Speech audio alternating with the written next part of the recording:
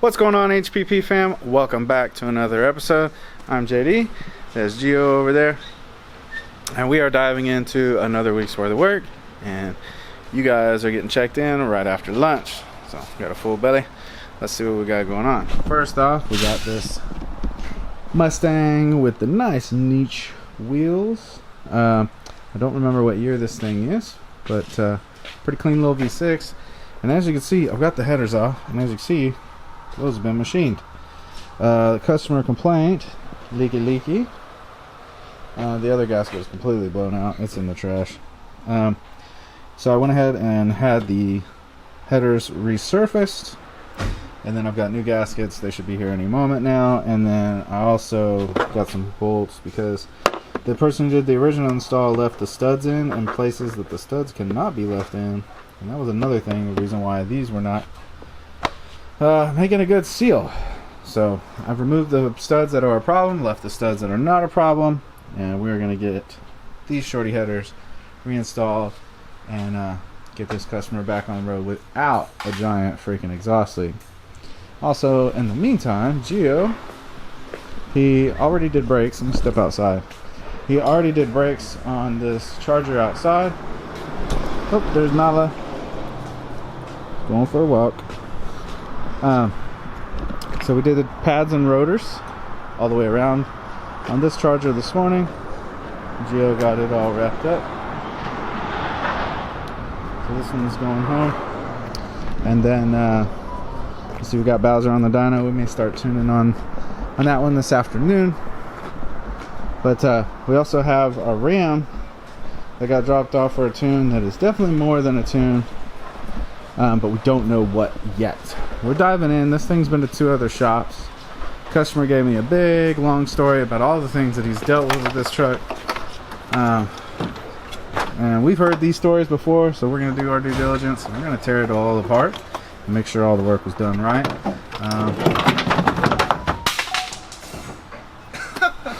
Because we've seen cases where the work was not done right. So as we dive in, we'll see what we find, and we will report what we find when we find it, if we find it. But we're going to get this one straightened out as well. So I'm going to leave you with Gio. I'm going to do a little time lapse of this motor coming apart.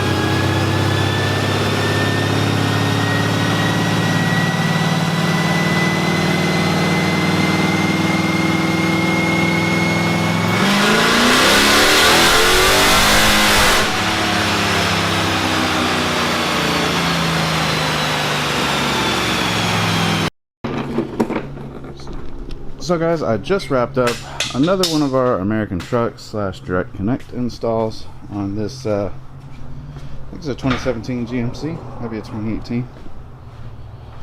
Yeah, Chevrolet Silverado LT with a V8. We did a Flowmaster Outlaw exhaust.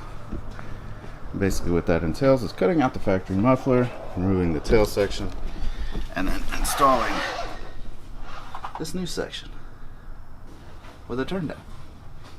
So we've got the install all wrapped up. So we'll go ahead and fire this thing up and get it on back to the customer. Set this thing down real quick. Whee! Alright.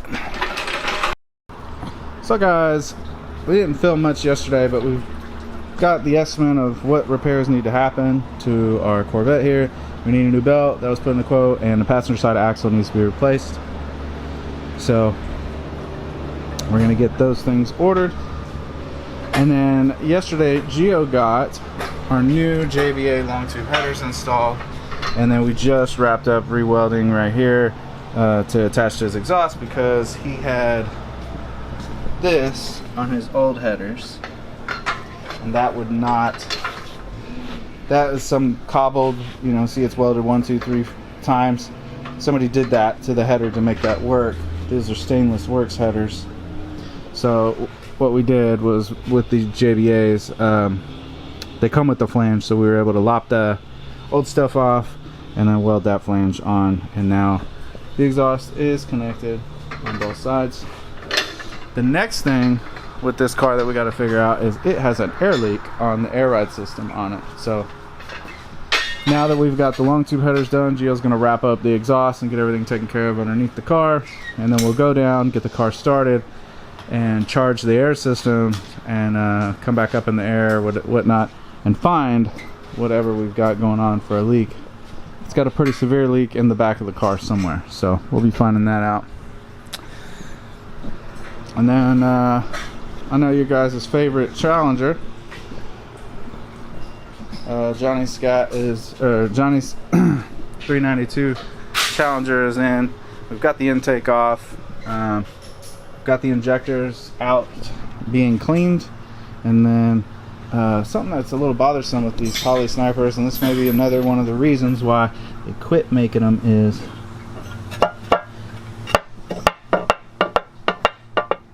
see that they're not level. Now given you have a thick gasket, you know, it's the O-ring gasket, like the OEM that goes on there, which takes care of a lot of that, but that still is not flat. And I don't care what anybody has to say, that's an issue.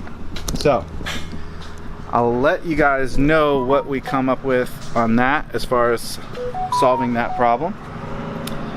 But I'm gonna take it to my machinist. We may do some milling on the bottom of that thing to get it a little bit closer to where it should be.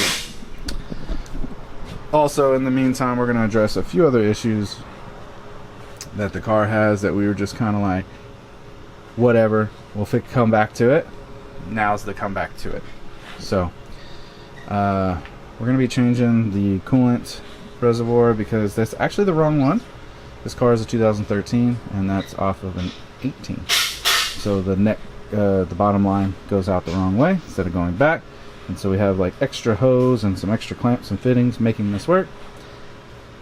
More clamps, more fittings, more problems, right? We have more places that we could potentially leak from. So we're going to address those things and put the right rear coolant reservoir on it. I got to speak with Johnny, see if he wants to go with one of these or a metal one, and we'll get that ordered so we can get that in.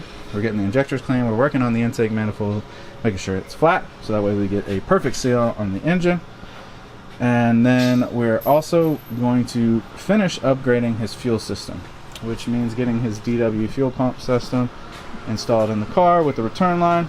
Got the back seats out, about to get back in there and start busting some stuff out. And then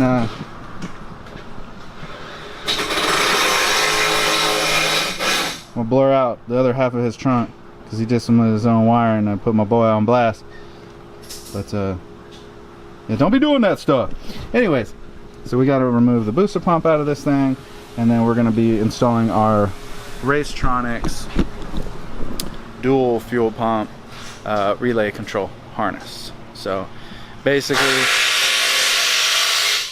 he'll have good wiring, good stout wiring controlling his fuel pumps, and that's two 400 liter an hour pumps. It's going in tank, which should propel this thing to a 1,000 horsepower mark.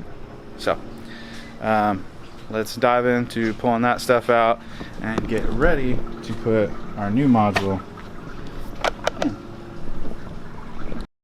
So guys, we've got our airless suspension repaired. We're going to be adding a compressor to this thing, but as you can see, it's all up and not leaking no more. We've repaired a busted line and then fixed why the line busted. And now, it's holding. We're going to get this thing on the dyno. We're going to tweak it out a little bit.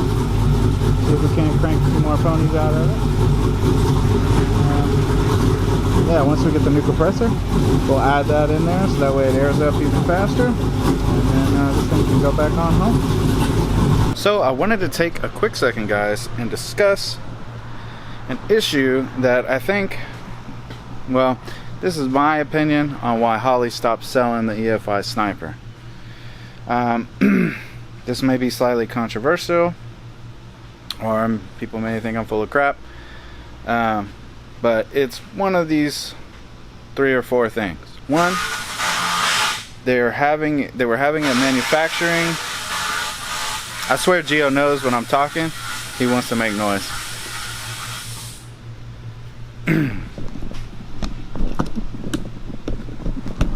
Anyways, so as I was saying, they had a manufacturing issue or a supply chain issue where they could not get either the flanges or something that they were outsourcing to, I wouldn't have guessed, China, and they couldn't receive it anymore, or the quality control was crap and they chose to discontinue the manifold. Problem 1. Problem 2, these manifolds do not have proper crankcase ventilation provisions. And what I mean by that, let me show you on this one. As you can see, we're running a filter instead of an oil cap.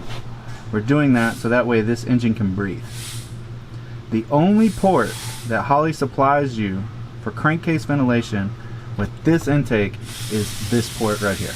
That's it. For this big old 6.4 liter Hemi to breathe, it's got to breathe out of that little fucking straw. Now, ways that I've combated this with the several cars that we have this intake on is to run this breather. So now that entire system where you would put your oil fill is now a breather. So that whole tube is now a breather. That seems to help substantially. So anybody that is force inducted with this manifold, please run this.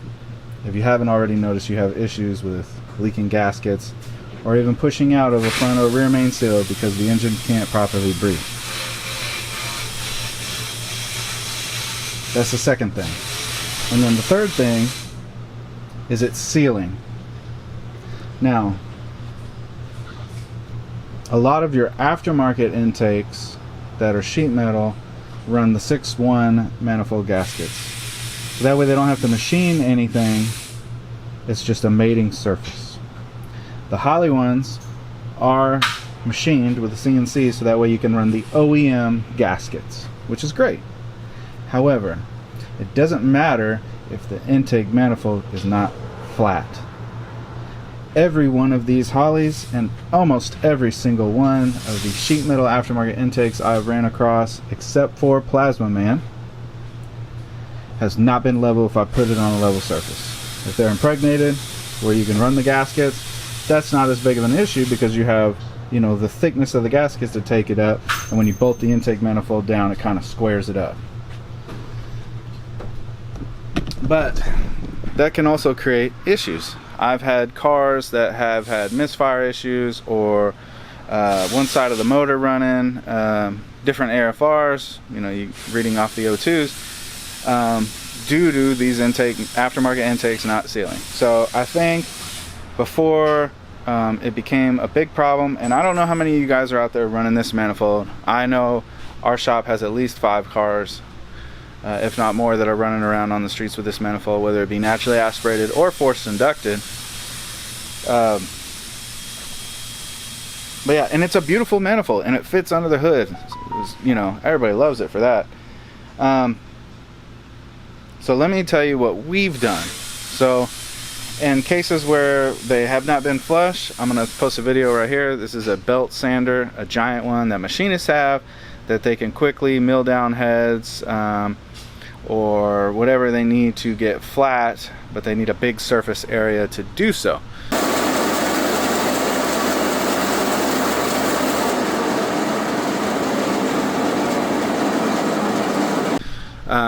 So our machine shop, Fast Track Performance, is local to us. That's who does all of our engine building, does our cylinder head porting, all of our engine assembly, whether we need a board hone, line hone, cam bearings replaced, whatever the case may be.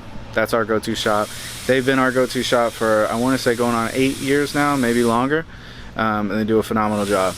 But I took the intake manifold, you know, Hector's car, the twin turbo Scat, with the G1 Pro intake manifold. That hole was crooked too.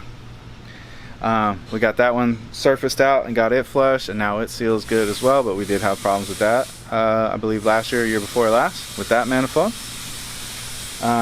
We didn't catch it immediately because of the style gaskets we were running, but once we switched to a different style of gasket, it became a prevalent issue because we didn't have that giant thickness covering up the problem. But we got that one resolved. So did the same procedure to this manifold, and you're like, hey, whoa, JD, won't that lessen the area that your gasket goes in? And yes, it did, but the manifold's flat now. So did I glue the gaskets into place? Yes. But in the process of that, now we have a perfectly flat manifold, and now we have a little bit more gasket showing. And this thing, man, it bolted down so good. I'm very happy with how that turned out. So we resolved that issue. Next issue was crankcase. As you can see, we've solved it, but not 100%, right? So the other side of the engine and the factory intake manifold has a breathing port for the crankcase ventilation. That's where everybody in the stock manifolds be putting their catch cans on that side, on the passenger side of the engine. So what we've gone and done, Holley does not have this provision in their manifold. So I have taken and drilled out and tapped, so this accepts a pipe thread, this side of the crankcase ventilation. So now this motor will be able to breathe from this side of it and from the other side of the engine. So that's really the focus. That's really the only way to properly solve all the issues with this manifold. That's my opinion on why Holley stopped making it, because there was a bunch of people calling about problems. If you were a do-it-yourselfer at home and you weren't super experienced and you just swapped this manifold on and you had all these problems, you'd probably be pissed and you'd sell it. I don't know how many of these things I've seen on Marketplace for sale. It's not because they're bad intakes. I think people have problems with them and they're like, fuck this, let me get this off my car, we'll put something else on it. Because a lot of times people don't say nothing, but I want to put good information out here for you guys so you know what's up, so you know how to fix and make this intake better, because it is a beautiful intake and it looks great. And I'd like to see them on cars and see people make big power with them. This car is twin turbo, so it makes good power, and this manifold looks great. So done bumping my gums about the Holley Sniper EFI manifold. This one is good to go. Also, as you can see, I've got the fuel lines snaking out each side of the car here, because I'm going to get ready to chop them up and get ends put on them and get this fuel system on this car wrapped up. This thing is receiving the dual Deechworks fuel system with lines and rising rate regulator, and I'll show you guys some more once I get it a little further along. Hey, I love it. How to make sound effects. As you can see, guys, Gio has already got one side cylinder head off Mr. Payton's truck. This is a 2017, don't even look at the head gasket, 2017 Ram 1500 with a 5.7 liter Hemi. He had a lifter failure and he has brought it to us to fix the problem. So we get this motor tore down. This thing's receiving The Texas Speed cam package. It's getting a new water pump, new oil pump, new gaskets throughout. I mean, this thing's going to be a damn near brand new rig when it's all said and done. We're doing axles, we're doing brakes, we're doing hubs, we're doing some exhaust work as well, and then this joker will be hitting the dyno and see what kind of power it makes. But Gio has been diligently working away on this thing. He's got the front end tore apart on it, and he got one head off, and he's about to go after the other side, it looks like. Keep you guys posted.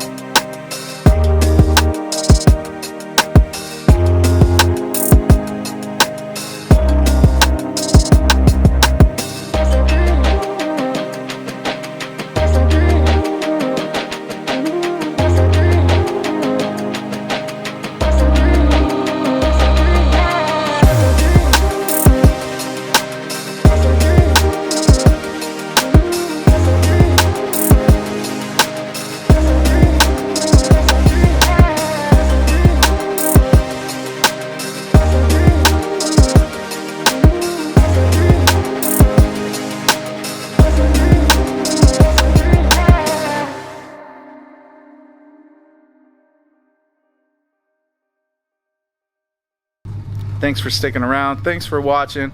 I really appreciate all the support and all the comments. If you guys are real ones that make it all the way to the end of this video to hear me ramble on about stuff. But Gio and I and Ida, we appreciate all the fan support and the comments and the liking and the sharing and stuff. It's really great. Don't forget to check us out on any of our other social medias, TikTok, Facebook, Instagram. But we'll see you on the next episode. Peace.